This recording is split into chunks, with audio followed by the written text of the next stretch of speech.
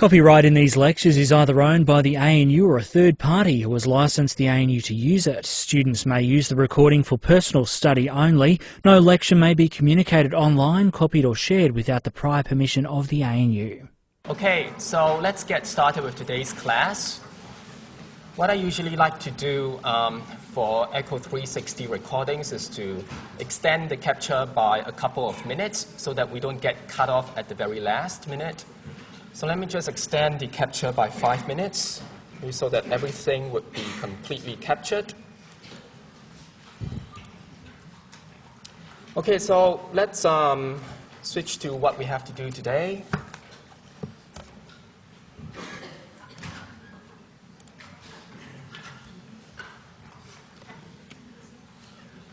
Okay, so this is the first class of FinAm 8007, Topics in International Finance. Given that it is the first class, I would have a few administrative issues to highlight. So in the next few slides, what I'll talk about would be the key issues that you need to take note of for this course. These slides will be posted on the Water website after class, so you don't have to feel pressured to take down notes. Okay. You should also read this set of slides in conjunction with the course outline that is available on the course website. Okay. So the course outline, rather. The course outline is a must-read. You definitely need to be familiar with all the details in the course outline. Okay. Okay, first thing to note with regard to potential timetables clashes. Okay, so ANU Timetabling Information Center, ANU TIC, is the one that is responsible for planning the schedule for the entire university. I do not have any direct control over when the class would start, what days it would start, and what's the location for our classes. Okay, so if you have any issues with regard to the class times, days, and locations, please approach ANU TIC for help. And I've also told the administrative staff that they're supposed to make sure that the courses that you most likely will be taking concurrently with FinAm 8007 will not clash. Okay? So if you really still have issues with regard to timetable clashes and classroom arrangements, you should approach the administrative staff to resolve them. Alternatively, you could also contact our Director of Education, Professor Steve Salt. Okay, so that's the first issue with regard to timetabling issues and potential schedule clashes. In any case, please check Water regularly for any updates on potential changes to the timetable. Sometimes due to certain emergencies, we may have to change classrooms or class times that have to be changed. There could be classes that are rescheduled or they could be canceled due to certain emergencies. Okay, these are possibilities. So in any case, please check Water regularly for any updates on changes to the timetable. Okay. So as far as possible, I would try and post the latest updates on Water website. You should also refer to the ANU TIC website for any potential revisions. Another thing to note is that you don't have to feel compelled to take FinAm 8007 in this semester. That is because FinAm 8007 is going to be offered in both semesters. You can either take it this semester or the next. So if you want to avoid clashes, my suggestion is you may want to consider taking it in semester 2 instead of this semester. Okay? And there are many different courses that you can take. This is not the only option that's available for the students of our master's programs. So please consider your options carefully. Okay, next, let me talk about the aims of FinAm 8007. So these are the main aims. Okay. So this is considered an advanced course. In other words, it builds on what you have already learned in the previous basic courses. So I believe everyone will have taken FinAm 7006 and STAT 7055.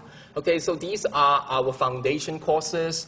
And what we intend to do in this course is we intend to build on that foundation and look at issues in the context of international finance. Okay? So specifically, what we want to do is we want to provide you with the theoretical and analytical skills that will be necessary to assess what are the key financial issues that are considered pertinent to the international community. So for instance, the euro. Okay, what will happen to the euro in future? This is one special topic that we'll talk about, and I believe you have heard about this in the media from time to time. Okay? Other issues could include things like, oh, is the Chinese renminbi undervalued? Okay? Is China considered a currency manipulator, according to some of the politicians in the United States? Okay, so these are some of the issues that you have heard about in the media from time to time with regard to international finance. Okay? And what we intend to do in this course is to equip you with those theoretical and analytical skills that are necessary to evaluate these issues in a more systematic fashion. Okay? So by taking this course, we hope that you will be able to develop some kind of an understanding of the key international financial concepts that are often talked about. Things like exchange rates, cross rates, spot rates, forward rates in the context of foreign exchange markets. What do they mean? Okay, what do we mean by interest rate parity condition? Okay, what does it mean by, there must be some kind of a relationship between the forward exchange rate and the spot exchange rate, and what happens in the money markets of the two currencies or the two countries. So what we intend to do over here is to help you develop that kind of understanding of those concepts that you would come across from time to time in the media. Now, apart from that, hopefully, by the end of this course, you would have learned some skills in evaluating and analyzing the advantages and the downside risks associated with businesses that operate in the global environment. How do multinational corporations, MNCs, hedge against foreign exchange risk? What kinds of risks do they face? Operating risk, operating exposure, transaction exposure. These are some of the things that you will learn about in this course and are relevant to a lot of businesses that operate in the global environment. Okay? And if you intend to take other more advanced courses in international financial management, this course would come in handy in terms of providing you with the set of basic skills. So upon completing this course, hopefully you should be able to understand what are the key international financial concepts, and how they are applied in the international community. You also can understand basic international financial data. So if you are given exchange rates, what do they actually mean? And how do you go about collecting exchange rates in order to analyze exchange rate movements? The more generic skills that you should develop from this course would include things like the ability to think and act independently, and be able to apply certain analytical and research skills that would be important in terms of enhancing your problem-solving abilities.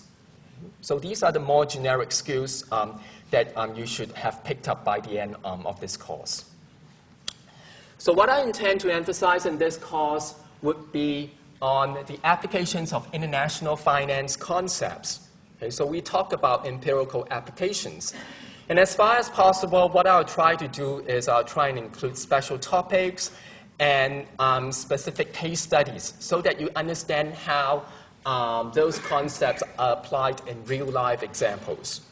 So some of the special topics and case studies that we'll look at would include the Chinese renminbi, the US dollar, the euro, and the European Monetary Union, and the global financial crisis. Now, a caveat at this juncture, okay, just warning at this juncture. FinAm 8007 is not about current affairs in finance. Okay, so we may cover certain current affairs in finance in this course, and some of these current affairs, they would help us illustrate how theoretical concepts are being applied in practice. But this is not a course about looking at what is happening on a day-to-day basis in the international financial markets. Okay? It is also not a course about how to pick stocks or how to pick exchange rates and make lots of profits from them.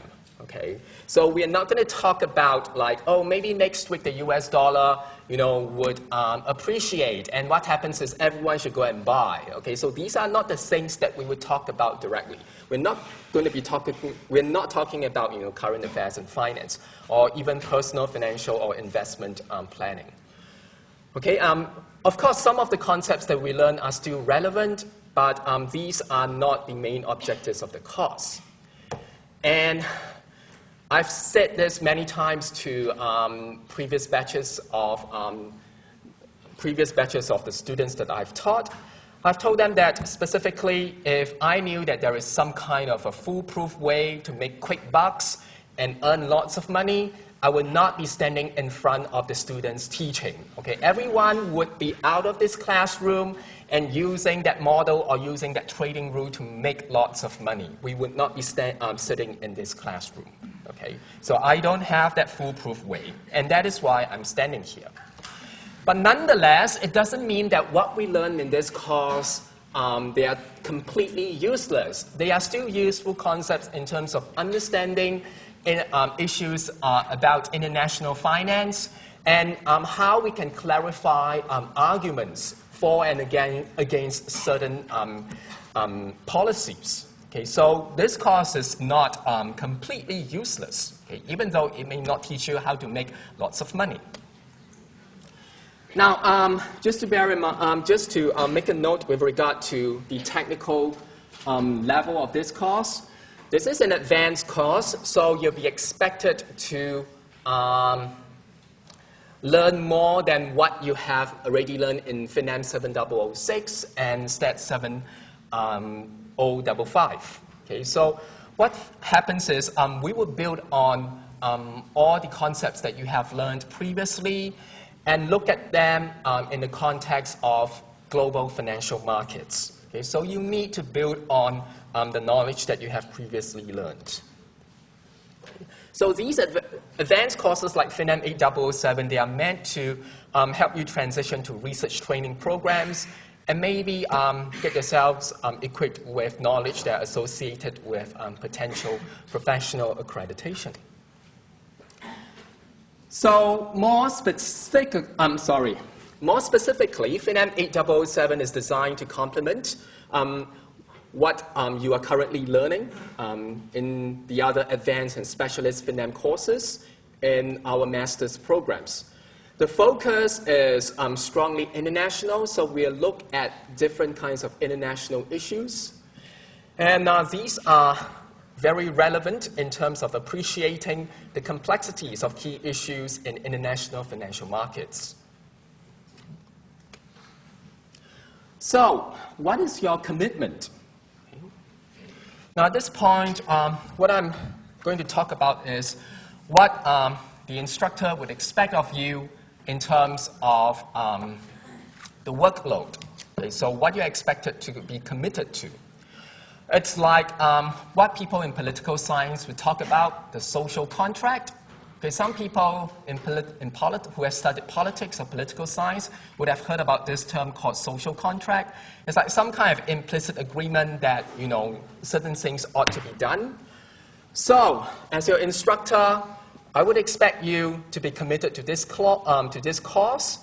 And in particular, you should commit at least 10 study hours per week to the course. So this would include the contact hours per week. So that would be the 3 teaching hours that we have in our morning classes, plus your private study. And this would include reviewing lecture materials before and after class, attempting practice questions, working on quizzes, and checking the Walter website regularly. So this is a commitment that is expected of you as a student of FinAm 8007. And to do well in this class, what I would suggest that you do is you attend and participate actively in every class. Okay? Make the class work for you. Participate actively. You will become more efficient for your learning. You'll realize that a lot of the concepts that we talk about, they're actually based on common sense. And once you are able to understand the intuition behind the mathematics, things will become relatively straightforward. Okay, so an important note about your attendance and participation. Attendance and class participation, they are not considered formal assessment items for this course. So in other words, you will not be graded based on your attendance or your class participation. However, as I've mentioned before, your enrollment in this class will imply your commitment to attend and participate actively in the weekly classes. It's like we have some kind of an implicit contract that you will be committed to this class. And class attendance will be taken regularly. Okay, that's what I intend to do, but it will not be part of your overall grade. And next, with regard to the international students that are in this classroom, please note that your student visa rules will probably stipulate certain things about remaining enrolled and registered for the courses in order to maintain your status. Okay. And on top of that, you are also responsible for any pertinent course material, announcement, or schedule revisions that are discussed in class or posted on the course website, whether or not you are present in class. Okay? So if you are not physically present in class, it is still your responsibility to keep yourself up to date with regard to any potential updates for the course. Okay? And when I talk about presence in class, I don't just mean physical presence. Your mind has to be here as well. And that is what I mean by active participation. And students should take responsibility for their own preparation for and attendance at classes. You have to take responsibility for your own motivation with regard to studying in this course. So why are you here? Why do you want to study this course? These are questions that you may want to ask yourself, and that could motivate you to come to class regularly. And you are also advised to complete all reading and other preparation reasonably required in advance of classes. So materials will be posted in advance on the course website. In fact, by the end of next week, you should expect the entire course website to be updated with all the basic lecture slides for the entire semester. So you are advised to complete all the reading and other preparation in advance. And do note that teaching and learning are two-way processes. It's not unidirectional. It's bidirectional. So in other words, I can talk about things enthusiastically over here. As students, you have to reciprocate. Okay? It's something that's considered mutual. And if you want to make your learning fruitful, this, I think, is what you have to do. Be committed to the class. And even when it comes to consulting with the academics and the instructors for this course outside of classes, you should also be equally prepared. Office hours or consultation hours are not substitutes for lectures. We don't rerun mini lectures in our office hours. Okay, on top of that, you should also be familiar with the materials from the prerequisite courses. That's FINAM 7006 and STAT 7055. And for those of you who have already checked the Water website or who have already accessed the Water website, you would have found those background materials available on the course website. Okay, so those course materials come from FINAM 7006 and STAT 7055. So in case you need some kind of a refresher for these courses, please refer to those background materials. I'm putting there as some kind of a convenience so that it facilitates your learning. And if you want to check back on certain concepts that you have learned before, you have the materials readily at hand. Okay, so make use of the materials that are already posted on the Water website. Okay, next thing, an important note about prerequisites, credits, and exemptions. I've been asked questions about prerequisite waivers and credits and credit transfers or getting exemptions, etc. So what I'm going to do now is to answer all these questions in one shot. Okay, now what happens is, according to our practice, prerequisite waivers would not be available for any FinM and STAT courses. Okay, so there will not be any prerequisite waivers. You have to meet the prerequisites for this course. So it will not be possible for us to waive the prerequisites. I can do the waiver. It is strict school policy that all the prerequisites be enforced. So I don't have the ability to waive the prerequisite or the enrollment variations. In fact, if you have something called an enrollment change form, I am not authorized to sign that. You would have to approach the Director of Education to get his signature. Sorry, excuse me. Okay, so in the event that you believe that you have met the prerequisites for FinM 8007, but you have some kind of problems with regard to registering for this course via ISIS, what I would suggest that you do is you contact the college office. And you may be required to produce proof of prerequisites being met. Now, what happens for students who need to apply for credit or exemption? They may have gotten credit, they may have some kind of exemption, or they may need something called a permission code. Okay? If you need that, what happens is you should access this website. Okay? They will give you the instructions. And for the permission code, what I would suggest that you do is you contact our convener, the program convener for our Finance Masters program. And that is Dr. Anna von Rabnitz. Okay? So if you need a permission code in order to register on ISIS successfully, she is the person that you need to contact. So if you have further questions about prerequisites, credits, exemptions, and permission codes, please contact her. So I hope I have answered the question with regard to prerequisites and credits and exemptions and signature on the enrollment variation form, okay, in one go. Next, let's talk about the human resources that are available for this course. So I will be the instructor for this course, and I'm also the lecturer and the course convener.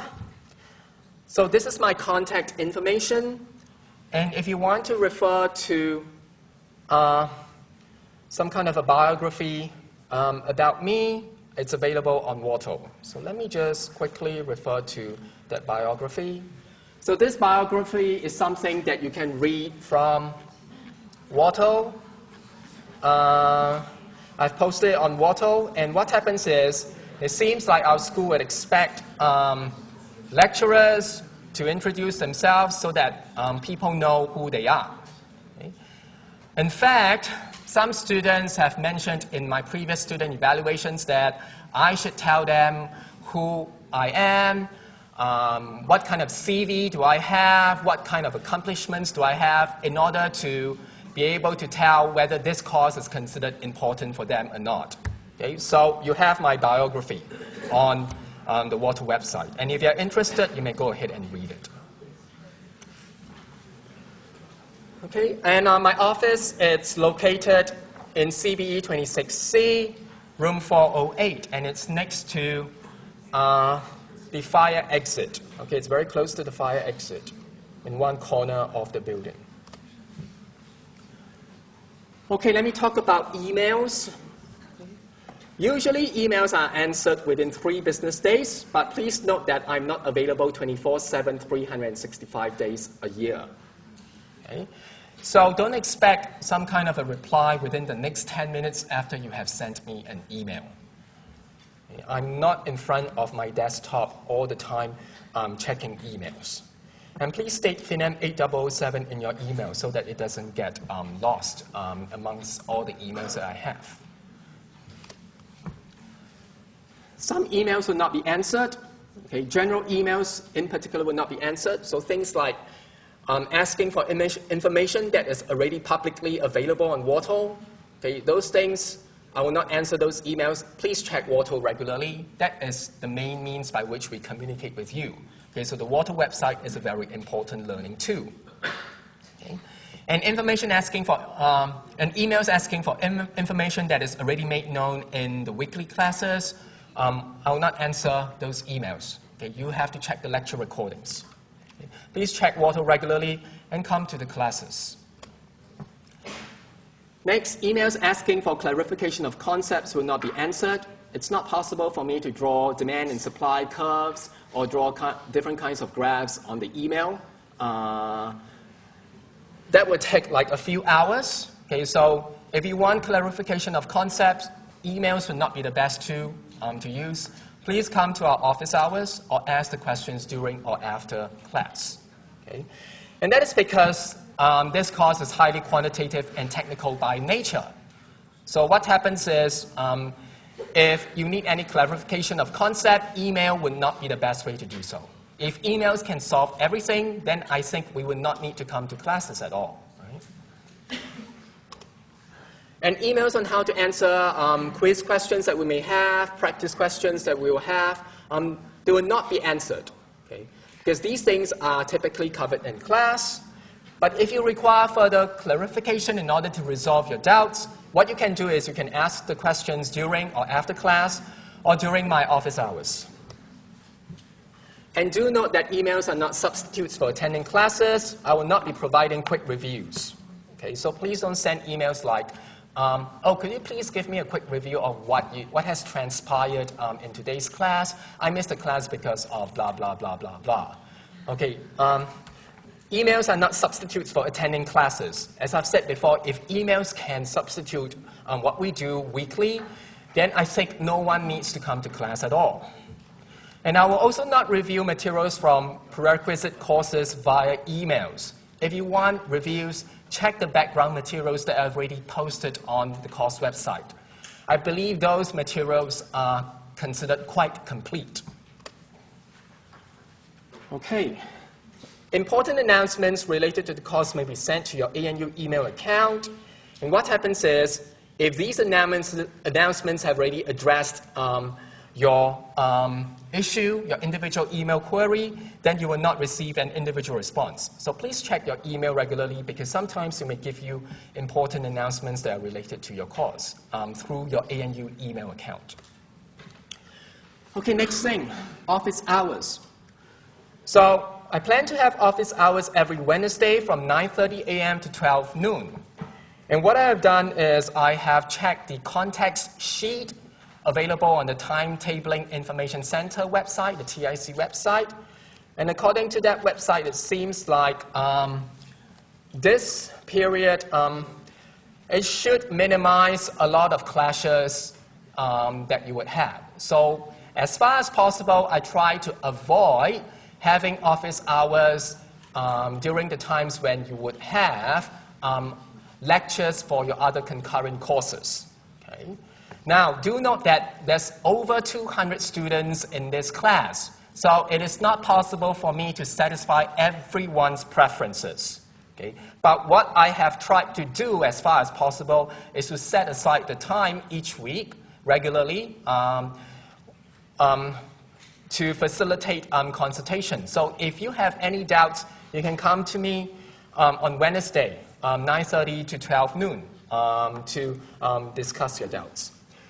So no prior appointment is required for these office hours, but to be fair to everyone, it will be a limit of 15 minutes per session. Okay? So please don't think that you have the right to spend that entire 2.5 hours chit-chatting with me in my office. Okay? That is not the purpose of office hours. Office hours are meant to clarify what you have learned in class further, and also to resolve any doubts that you have, okay? Given that you have some kind of specific doubts or specific questions, okay, in the first place. Okay, no office hours will be held during teaching breaks and Canberra public holidays. So if it happens that Wednesday is a public holiday, then no office hours. Please note that FinM 8007 is not my only teaching responsibility, so I have to allocate my time to different responsibilities that I have. Okay? But as far as possible, I try to set aside 2.5 hours each week to facilitate consultation. Now, if you'd like to meet me at other times, you have to send an email to set up an appointment first. And you have to send that email at least 24 hours so that we could set up some kind of a mutually agreed upon appointment. If there is no mutually agreed upon date, then there will be no appointment, no meeting. Okay? So that will be the case for outside my office hours. Now, for the office hours that I mentioned just now, 9:30 to 12 noon on every Wednesday, what happens is no prior appointment is required. You can just come in, and I would serve you on a first-come, first-served basis. Okay, so if there are other students, you have to wait. Okay.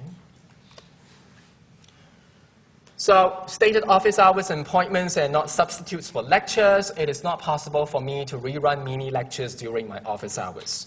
And for me to help you, please come to my office hours with specific questions.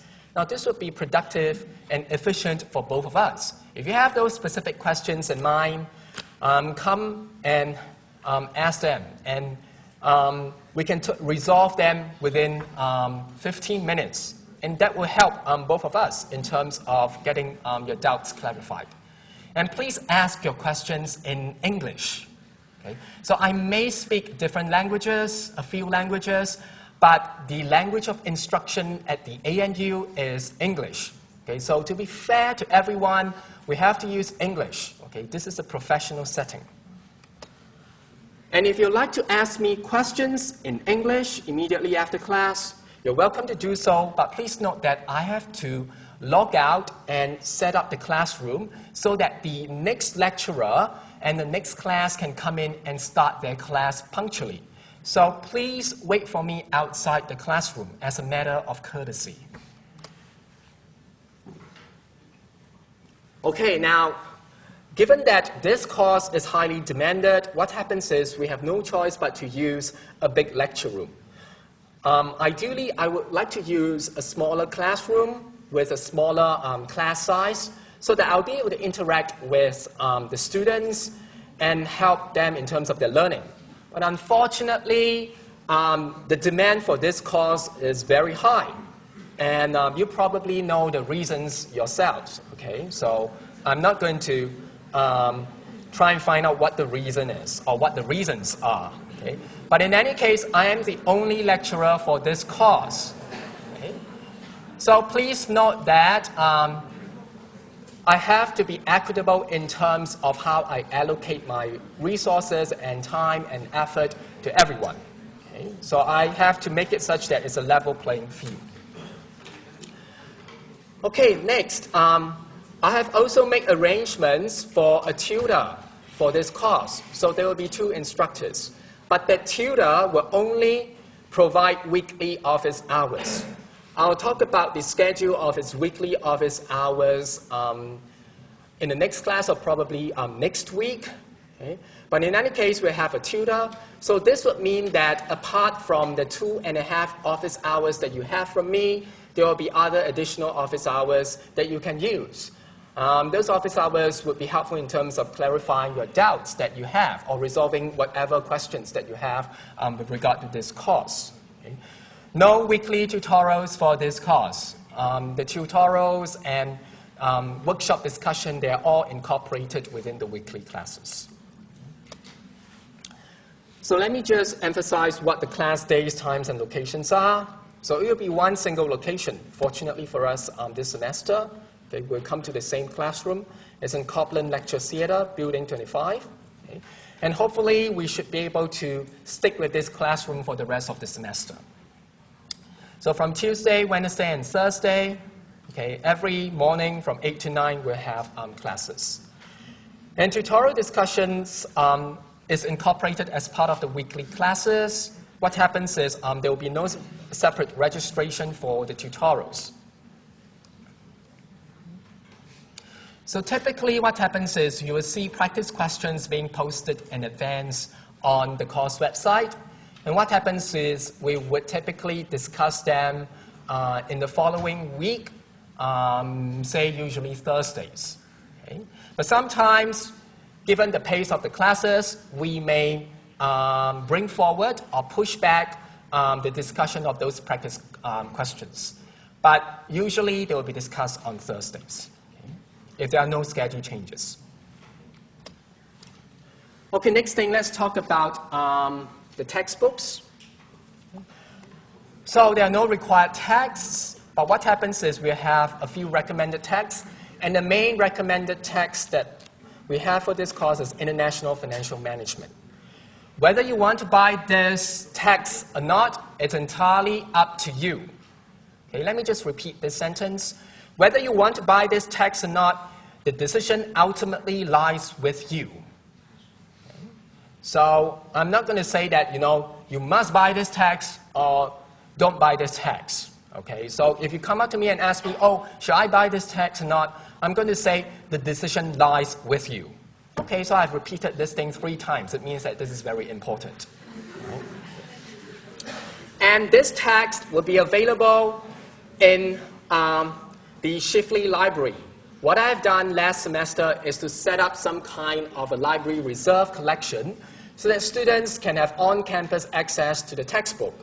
So if you're on campus, you don't have the textbook at hand, what happens is you could go to the library and borrow it for a couple of hours. Now, you could either use the 6th or the 7th edition. Okay, that's fine with me. Because I noticed that the 7th and the 6th edition, the changes, they are not really that dramatic. So if you already have the 6th edition, just stick with it. Okay?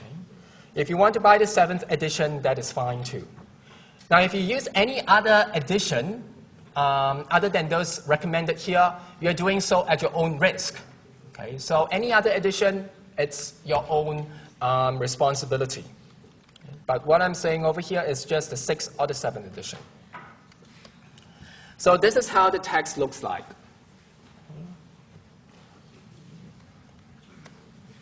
It's highly readable, and there are a lot of detailed explanations. And the authors have included a lot of straightforward examples to show how those theoretical concepts are applied in practice. Okay. We will follow parts of the text fairly closely, but what happens is, for my lectures, what I'll do is I would enrich them by including other examples that may not be found in the texts. Okay. So the strategy for you is you should focus on the materials that are being covered in the lecture slides and the classes, plus the practice questions, and maybe the quizzes that we have. And then go to the text for additional examples in order to gain insights into the issues that are discussed in class. Okay? So that should be a strategy. Focus on the lecture slides, practice questions, what we cover in classes first, before you go to the text for further materials. So check this link if you need the textbooks and other reference materials. It's already available on the library website. And in fact, I believe the Shifley Library has a few copies of the recommended text. Now, due to copyright restrictions, I'm not allowed to provide you with study guides or solutions manuals for the questions in the textbooks.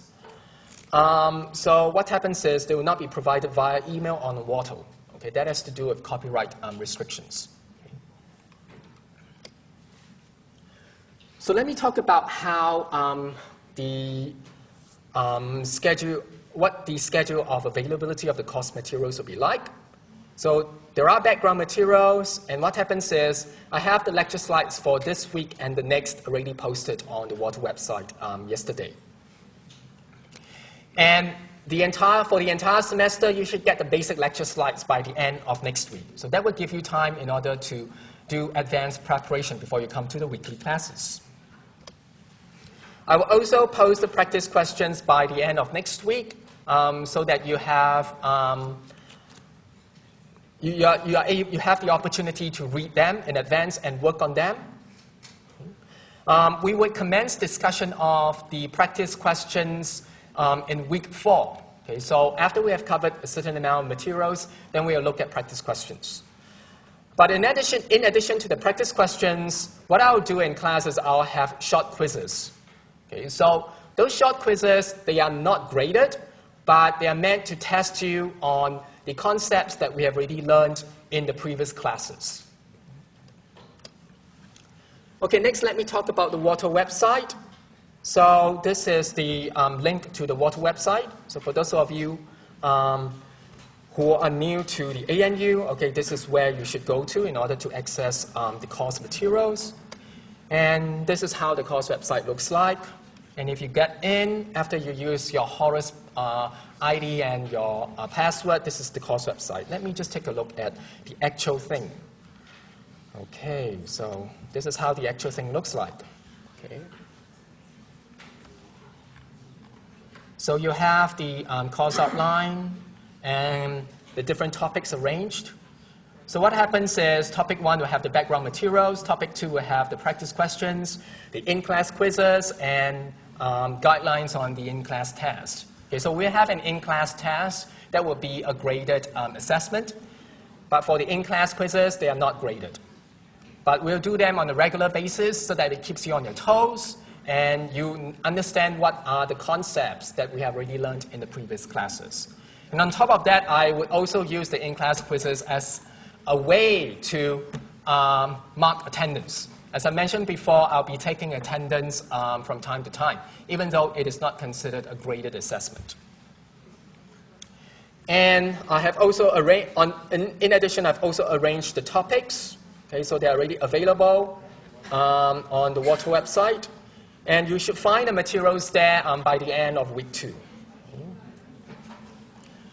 I've also set aside topic 3 for materials for the final exam. And we'll talk about the final exam approximately 1 month before the confirmed final exam date.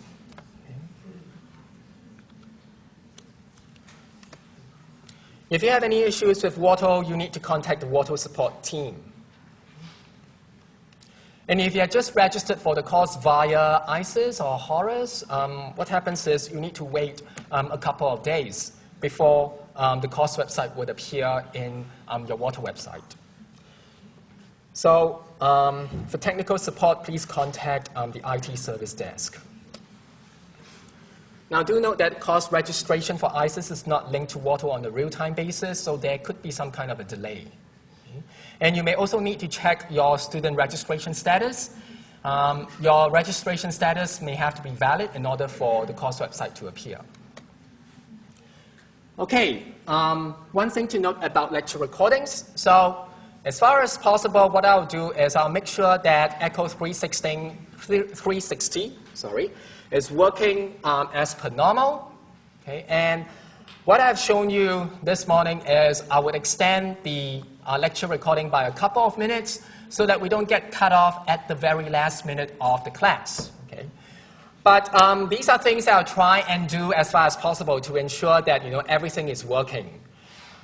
I do not provide any guarantees on the recording quality, and the lecture recordings are provided on an as-is basis. So it is possible for the lecture recordings to encounter some kind of problems, and sometimes the lecture recordings may not be usable due to certain technical difficulties. So there is a risk there. Okay? And if lecture recordings are not usable as a result of technical difficulties that are beyond my control, no replacement recordings will be provided. Okay? So you have to manage the risk. Right? I think you have learned something called risk management in this program. So, banking on the lecture recordings and not coming to class, there is some kind of a risk involved. And that is the recording may not materialize at the end of the day. So I do not provide any guarantees for the lecture recordings. Next thing, sometimes I may make use of the document cameras that we have in front of you. Okay, and what I'll do is I will write notes and work through questions using the document cameras. Now, those handwritten slides that are shown on the document cameras, they will be captured by the lecture recordings. Okay? So I was told that I have to choose document camera 1 in order for the image to be captured. As far as possible, I'll try and switch to document camera 1 if I need to use that document camera, if I need to use handwritten slides or you need to write something. But what happens is I will not scan and post those handwritten slides on Wattle. Those images are already available from the recordings. Please take notes, okay, actively in class in order to learn the materials.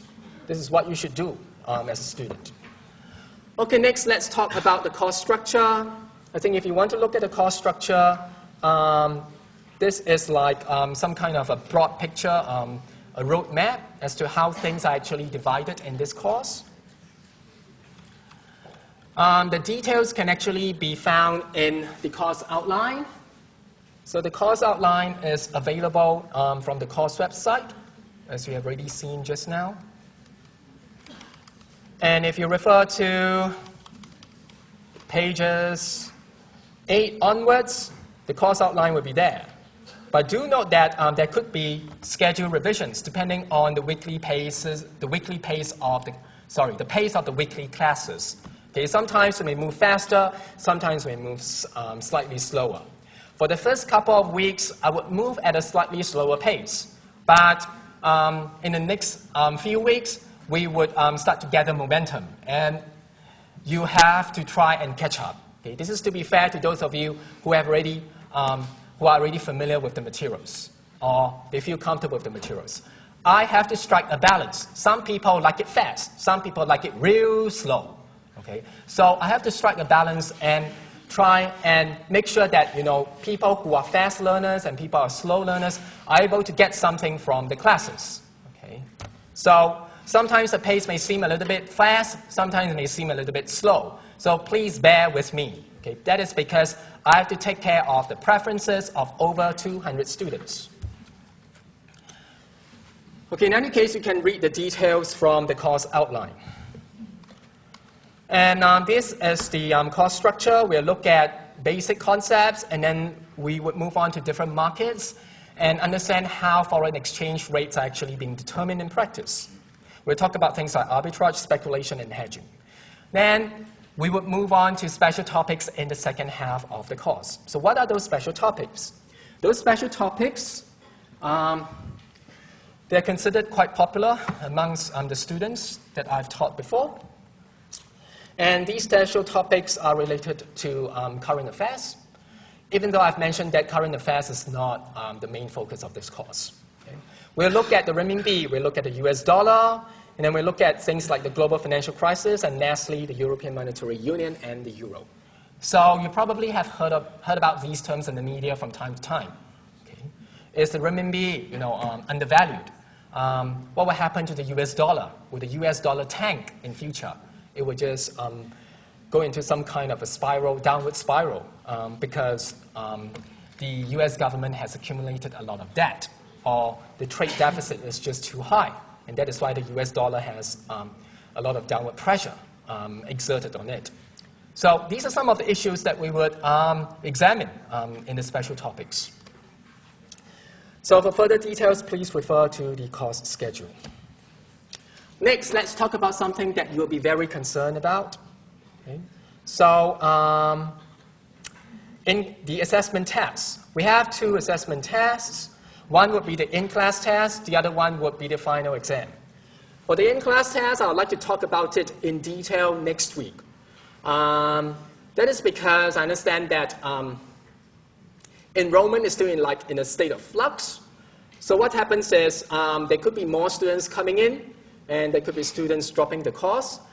And the enrollment figure tends to stabilize at the end of week 2. So what happens is I will talk about the in-class test probably at the end of week 2 or maybe in week 3. Okay? Once we get more clarity with regard to the situation, the enrollment situation.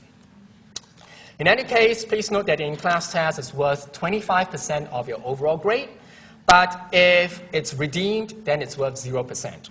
Okay? So it is optional and redeemable. Okay? You do not necessarily have to take it if you don't feel like doing so. Okay? Entirely optional, and it's redeemable. No deferred or make-up in-class tests will be offered. So this in-class test, as mentioned in the course outline, will be held on March 29th, Wednesday. Now, what about the final exam? Final exam would constitute 75%, or 100% if your in-class test were redeemed. Okay? So the final exam guidelines will be posted 1 month before the confirmed final exam date. And this date would be determined by the ANU Timetabling Information Center. So we talk about what is going to be covered in the final exam 1 month before the final exam date, roughly.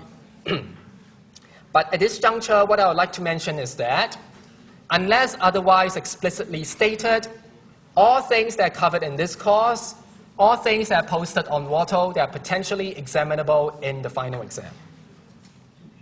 And maybe I should repeat this statement the second time because it is a very important one. So final exam is cumulative, it's comprehensive, and unless otherwise stated, all materials covered in this course and posted on Wattle, they are potentially examinable. So minimum requirements for pass, in-class test plus final exam marks, everything add up together, you must get at least 50 out of 100. And of course, that is based on looking at the individual weights of the 2 assessment items. There are no hurdle requirements. But do note that this minimum requirement is based on scaling. Okay? There could be some kind of scaling involved. And please read the course outline for other details. Okay, let me talk about my teaching mode. Okay, I think we have roughly, let me see, 3 minutes left. So teaching mode, what happens is I will follow the main text, the recommended text rather, fairly closely.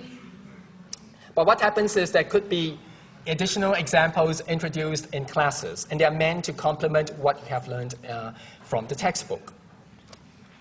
Whenever appropriate, I will work through quiz questions with you. Those quiz questions are not graded.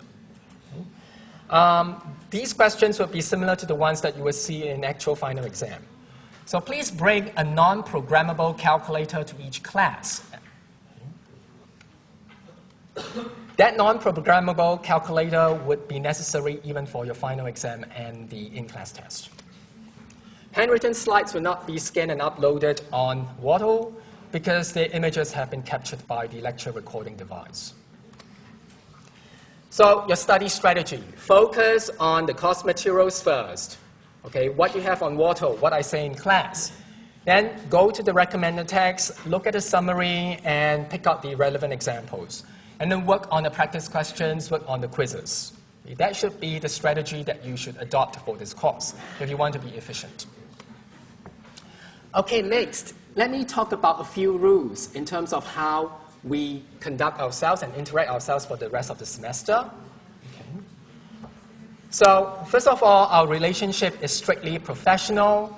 Please note that we are not friends, and as such, please use English only, whether it's in my office or whether it's in the classroom or after class. Second thing, I'm only responsible for answering questions related to FinAm 8007. I'm not a finance encyclopedia, so if you have questions with regard to other courses, please ask those respective lecturers. In the previous semesters, I've received questions from students asking me about other courses, but I'm not in charge of them. Third thing, if you have questions for me, please wait for me outside the classroom because I need to log out and clean up the place. And lastly, students from time to time have approached me for recommendation letters. I cannot write a recommendation letter for you unless I've already known you for more than a year. Okay, so if I have not known you for some time, then it's not possible for me to write you a recommendation letter. If you need help, maybe you should approach our director instead. Okay, that's basically it. So I'll end today, and then we'll start off with our lecture materials tomorrow. See you then.